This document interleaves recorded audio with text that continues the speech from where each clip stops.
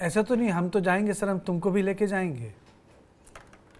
देखिए, अगर उनको लेके नहीं जाएंगे तो इनके हाथ में बचेगा क्या? आप ये सोच के देख लीजिए, इन्होंने 2 कोशिश की। एक बार तो कुछ विधायक को लेकर के ये आ गए थे 2020 में, उनकी वो कोशिश फेल हुई। उसके बाद जब सेंट्रल लीडरशिप के तरफ से कोशिश की गई तो गहलोत समर्थकों द्वारा ऐसा सशक्त मैसेज दिया गया कि सेंट्रल लीडरशिप औंधे मुंह गिरा। अब सवाल उठता है कि जिस तरीके का लोक लुभावन वादे गहलोत सरकार द्वारा किया जा रहा है, अगर फर्ज करिए गहलोत सरकार आ जाती है तो इनका फ्यूचर क्या होगा? मुझे जो इनकी रणनीति में एक बात बहुत साफ दिखाई दे रही है वो ये है कि पहली बार, क्योंकि राजस्थान की सियासत में ये बात बहुत आम है कि गहलोत और महारानी वसुंधरा की दोस्ती बड़ी पुरानी है, वो एक दूसरे की मदद करते हैं। क्योंकि जिस आयोग के गठन की बात कर रहे थे उसकी लीगल हैसियत कुछ नहीं थी। वजह यह था कि वो प्रशासनिक आदेश के द्वारा उस आयोग का गठन कर दिया गया था और जो कि हाईकोर्ट के द्वारा निरस्त कर दिया गया। अब सवाल ये उठता है कि ये उनके खिलाफ करप्शन के इश्यूज पे काम कर नहीं रहे हैं। ऐसा मुद्दा उठा करके मुझे लगता है कि बीजेपी के रास्ते ये अपने लिए खोल भी रहे हैं, क्योंकि बीजेपी टॉप लीडरशिप को वसुंधरा पसंद नहीं है, ये सबको पता है, सबको जानकारी है। और साथ ही साथ अगर इनकी हार होती है, गहलोत की हार होती है, तो निश्चित तौर पर जो पार्टी के अंदर दुश्मनी गहलोत से है और जिस तरीके का तल्ख रिलेशन है उसका फायदा तो इनको मिल सकता है। मुझे लगता है उसी पॉसिबिलिटी को ध्यान में रखते हुए ये इस तरह का काम कर रहे हैं। अगर ये पॉसिबिलिटी नहीं है तो मैं एक दूसरी पॉसिबिलिटी ये सोच पा रहा हूं कि चूंकि वहां की पॉलिटिक्स में, खासतौर पर कांग्रेस पार्टी में, ये एक तरह से इररेलेवेंट से होने लगे थे, क्योंकि गहलोत ने पूरे तरीके से अपना कब्जा जमा लिया था। भले ही राहुल गांधी ने कहा कि दोनों हमारे एसेट्स हैं, लेकिन अभी अगर टिकट का बंटवारा होता है तो इनके कितने लोगों को टिकट मिलेगा, कैसे इनको अकोमोडेट किया जाएगा? पार्टी जीतती है तो इनका फ्यूचर क्या होगा? क्योंकि 2020 में जब विद्रोह किया उसके बाद से इन्हें तो कुछ मिला नहीं। तो ये बहुत सारे ऐसे सवाल हैं जिनके ये जवाब तलाशने की कोशिश में है। लेकिन फिलहाल मुझे ये दिखाई दे रहा है कि कांग्रेस लीडरशिप जो पोस्चर बरकरार रख रहा है, क्योंकि आप वहाँ के जो इंचार्ज हैं उन्होंने साफ कह दिया कि इतनी कम उम्र में उन्हें क्या नहीं मिला है जो और चीज़ों की ज़रूरत है। जयराम रमेश का ट्वीट पढ़ लीजिए, वो गहलोत लीडरशिप की पीठ थपथपा रहा है। मतलब साफ है कि सेंट्रल लीडरशिप भी अपना मुंह उनके तरफ से मोड़ चुका है। ऐसी डिफिकल्ट परिस्थिति में अपने लिए वो क्या नया रास्ता तलाशते हैं, ये पूरी कवायद मैं उसी ओर देख रहा हूँ। एक आप सब लोगों को याद होगा 2017 में जब तीनों राज्यों में चुनाव जीते थे तो उसमें 3 फोटो आई थी और टॉल्स्टॉय को कोट किया था। एक में टी.एस. सिंहदेव थे और भूपेश बघेल थे, एक में दिग्विजय सिंह, कमलनाथ और ज्योतिरादित्य सिंधिया थे, और एक में सचिन पायलट और गहलोत थे और उसके बीच में राहुल गांधी थे। सिंधिया वाली तस्वीर तो साफ हो गई, दोनों स्टेट में ट्रांजिशन नहीं हो पाया। सिंहदेव भी नाराज है अनुपम, और यहाँ सचिन पायलट भी नाराज हैं। वहाँ डी.के. शिव कुमार और सिद्धरमैया भी सिरदर्द कर रहे हैं। मतलब जिस राज्य में जाते हैं वहाँ 2 लोग हैं और सेंट्रल लीडरशिप इनकेपेबल है किसी भी तरह का लीडरशिप ट्रांजिशन कराने में।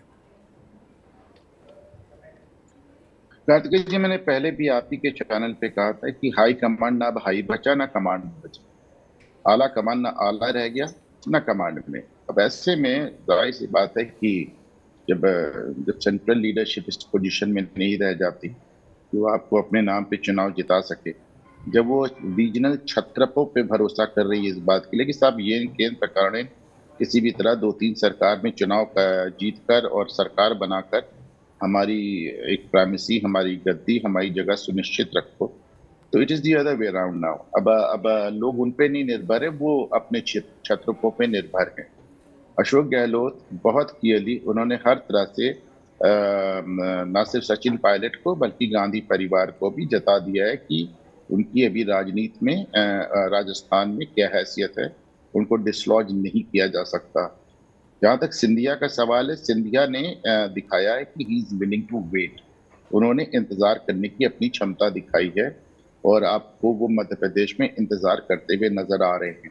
एक इनसिग्निफिकेंट से पोर्टफोलियो सेंटर में लेके बैठे हुए हैं और वो मध्य प्रदेश में अपनी पारी का इंतजार करने के लिए तैयार हैं। जहाँ तक सचिन पायलट का सवाल है, मैं फिर कहूँगा कि नंबर गेम्स में बुरी तरह हार चुके हैं। सेंस ऑफ एंटाइटलमेंट है, हाथ से जाने नहीं देना चाहते। लेकिन कहीं ना कहीं सचिन पायलट के दिमाग में ये बात भी हो सकती है कार्तिकेय जी कि शायद वो 2028 की तैयारी कर रहे हो।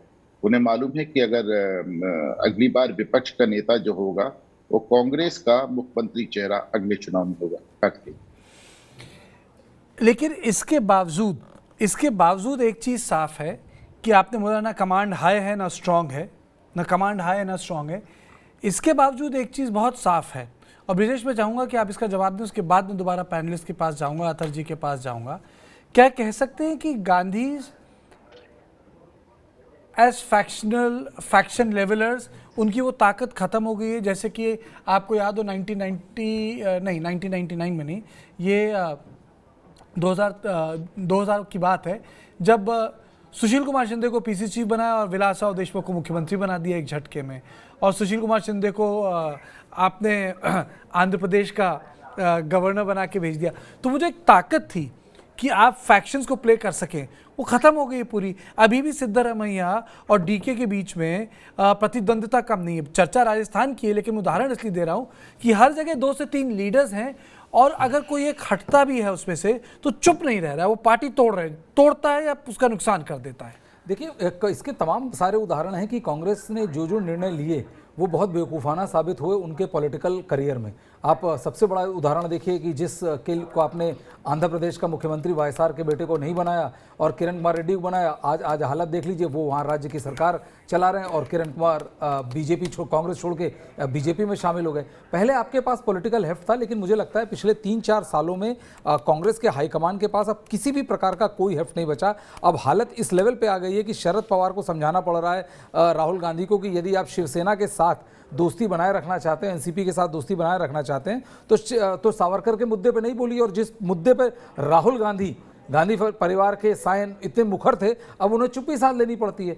तो जब छोटे छोटे, आप बाकियों की तो छोड़ दिए, छोटे छोटे दल जो आपके सामने कोई हैसियत नहीं रखते थे, जब आपको पॉलिटिकल ज्ञान दे रहे हैं और पॉलिटिकल समझा रहे हैं और आपको वो उनकी बात माननी पड़ रही, तो आप ऐसा कैसे सोच सकते हैं कि जो क्षेत्रीय छत्रप है वो आपकी बात को बिना नफा नुकसान के आपकी बात मान लेगा। और दूसरी चीज़ क्या है कि आपका काम करने का रवैया भी इतना अजीबोगरीब है कि जिस पायलट ने बगावत का बिगुल बजाया, आपने उस पायलट को गारंटी दे दी कि हम तुम्हें चीफ मिनिस्टर बनाएंगे, बिना तमाम बाकी चीज़ें फैक्टर इन किए बिना। बादशाहत में चल सकती है, लेकिन उसके अलावा जब आज के डे एंड एज में जब आप अपने पॉलिटिकल पावर के एकदम सबसे वर्स्ट डिक्लाइन में हैं, उसके बावजूद इस तरह के फरमान, इस तरह का एक्शन, आप सिवाय आप अपनी बेइज्जती कराने के कहीं कुछ नहीं छोड़ा। और यही हाल आप स्टेट दर स्टेट देखते जाएंगे। तो या तो पूरी तरह से आप अगले 1-2 साल में पॉलिटिकली मटियामेट हो जाएंगे, या आपकी जगह किसी और को आना पड़ेगा। नहीं अतर जी, इस पे जैसे ब्रिजेश बोल रहे थे कि पॉलिटिकल मटियामेट हो जाएंगे, लेकिन पॉलिटिकल मटियामेट से पहले एक चीज़ है, आपकी स्टेट यूनिट्स हैं, और स्टेट यूनिट्स आपकी बात ही नहीं सुन रही हैं।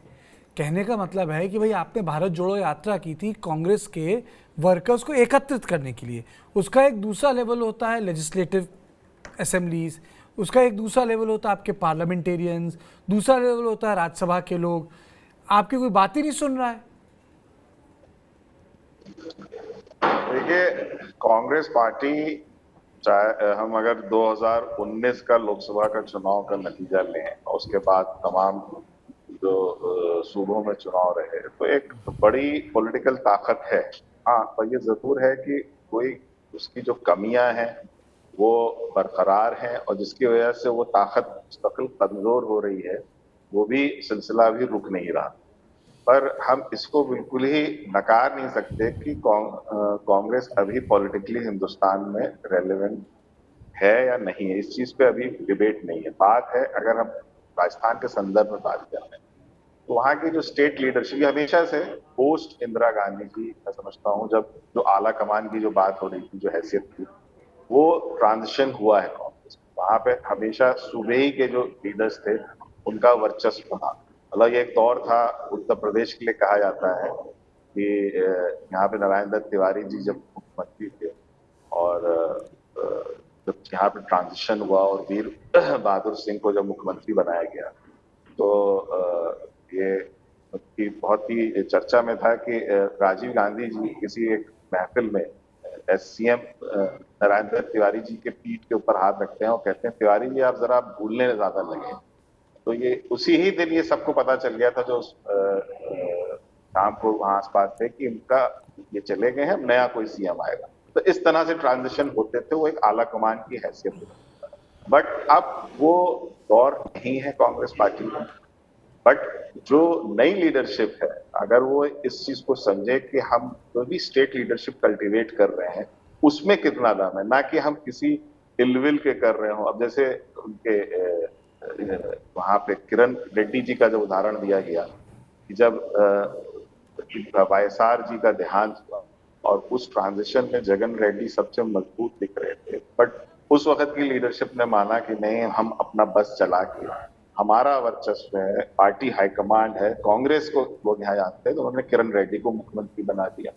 तो उस तरह के जो फैसले हुए उसने आज यहाँ तक पहुंचाया है। बट अगर ये चयन सही रहता है कि कौन दमदार है, जैसे राजस्थान में ये बात साफ आ गई कि गहलोत जी जो है वो दमदार है कई मायने में, चाहे वो संगठन का मामला हो, चाहे वो एक एडमिनिस्ट्रेटिव उनकी जो पकड़ है सरकार पे और जो उनका तजुर्बा है कई ज्यादा सचिन पायलट ज्यादा है। तो वो आज अगर उनपे अपना वो रख रहे हैं, उनको बैक कर रहे हैं, जैसे आपने कहा स्टोरी में कि जयराम रमेश जी का भी ट्वीट आया और पूरी बैकिंग है, तो वो कहीं ना कहीं संकेत है कि वो गहलोत जी को लेके चले। और इसी तरह अगर कर्नाटक में उन्होंने ये तय कर लिया है कि अटल जी गहलोत जी को लेके चलेंगे या गहलोत जी के पीछे चलेंगे? अब ये तो वही वाली बात है कि ग्लास आधा भरा है या खाली है। बट आइदर वे होना वही है, और वो लेके चले या उसके पीछे चले, तो गहलोत जी ही इस वक्त वहां का फेस है। और मैं समझता हूँ कि कर्नाटक में भी कोई बड़ी दिक्कत नहीं आएगी, क्योंकि जब एआईसीसी प्रेसिडेंट खड़गे हैं और वो एक बड़ा मैसेज है, और चाहे वो शिव कुमार जी हो, चाहे सिद्धारमैया हो, और भी तमाम कई हैं, ये दो नाम के अलावा भी। बट ओवरऑल वहां पे खाड़गे ही जी आप देखिएगा बड़े फैसले लेंगे। तो इस तरह से वो एक कल्टीवेट हो रही है स्टेट टू स्टेट एक स्ट्रॉन्ग लीडरशिप, और वो ट्रांजिशन है, देखते हैं उनको ये कहां तक आगे जाता है। ठीक है, अब नंबर की बात करते हैं। कसेरा जी, आपके हिसाब से कितने नंबर हैं सचिन के पास? देखिए, जितने हम पिछले कई दिनों से सचिन के पक्ष में यदि किसी विधायकों की बगावत वाले सुर सुनते हैं या जो एक आरोप सचिन पायलट पे ये भी लगता है कि सचिन पायलट के पास पत्रकार ज्यादा हैं और विधायक कम है। जी देखिए, ये तो सियासत का तरीका है कि आप किस चीज को किस तरह से प्रस्तुत करते हैं। ये तो अब आप आजकल बहुत आसान है मीडिया के ऊपर थोप देना। पूरे देश के अंदर मीडिया को किस तरह से प्रस्तुत किया जाता है ये किसी से छिपा नहीं है। लेकिन फिर भी अगर हम आज ताजा स्थिति में राजस्थान के संदर्भ में अगर नंबर की बात करें तो मुश्किल से 5 या 10 विधायक ऐसे हैं जो सीधे तौर पर पायलट के समर्थन की बात करते हैं और ये मान के चलते हैं कि वो उनके लीडर हैं और वो उनके साथ जुड़कर बात करना चाहते हैं। लेकिन जब भी उन ऐसे लोगों को जब गहलोत ने अवसर दे दिया और उनको सत्ता सौंप दी, तो वो भी कहीं ना कहीं जब मौका मिलता है तो वो थोड़ा सा एक कदम पीछे कर लेते हैं, क्योंकि उनको भी मालूम है कि आगे उनको भी जाना है। अब पायलट का साथ हो तो सही, ना हो तो भी सही। ठीक है, यानी आपका कहना ज्यादा नहीं है। विनोद जी, ऑप्शन है पायलट के पास आम आदमी पार्टी जाना? लगता नहीं है, क्योंकि आम आदमी पार्टी का कोई बेस नहीं है राजस्थान में, और किसी ऐसी पार्टी जिसका कोई बेस नहीं है सचिन नहीं जाना चाहेंगे। अगर वो कांग्रेस से अलग होते हैं तो निश्चित रूप से अपनी पार्टी बनाएंगे। और जैसा कि हनुमान बेनीवाल जो राष्ट्रीय लोकतांत्रिक पार्टी के अध्यक्ष हैं, वो उनको ऑफर दे रहे हैं बार बार कि आप साथ आ जाइए, पार्टी बनाइए, तो एक ऑप्शन हो सकता है। पर फिलहाल लगता नहीं है कि सचिन कांग्रेस को छोड़ेंगे। वो अंदर रह के ही इस तरीके से बगावत के सुर अपने उठाते रहेंगे, क्योंकि सचिन के साथ अगर आप देखेंगे शुरू से तो कुछ ऐसा आश्वासन था उनको जब सरकार आई थी कि लोकसभा के बाद अशोक गहलोत हट जाएंगे और वो चीफ मिनिस्टर बन जाएंगे। वो फुलफिल नहीं हुआ, तो 2020 में वो बगावत पे चले गए। अब उनको फिर दोबारा मौका मिला, फिर उनको नहीं बनाया गया। और आप देखिए पिछले 2-3 प्रकरण ऐसे राजस्थान में चर्चा में रहे हैं जब बिल्कुल ये लोग आश्वस्त हो गए थे कि सचिन पायलट को कुर्सी मिलने वाली है। तो कभी राहुल गांधी को ईडी ने तलब कर लिया, कभी उनकी सांसदी चली गई। तो सचिन पायलट अब उनको लग रहा है कि अब तो कोई मौका बिल्कुल खत्म हो चुका है मेरे पास। तो ये अनशन जो है बस यहीं से आप मानिए कि बगावत एक जो है बड़ी बगावत की तरफ बढ़ना शुरू उन्होंने कर दिया है।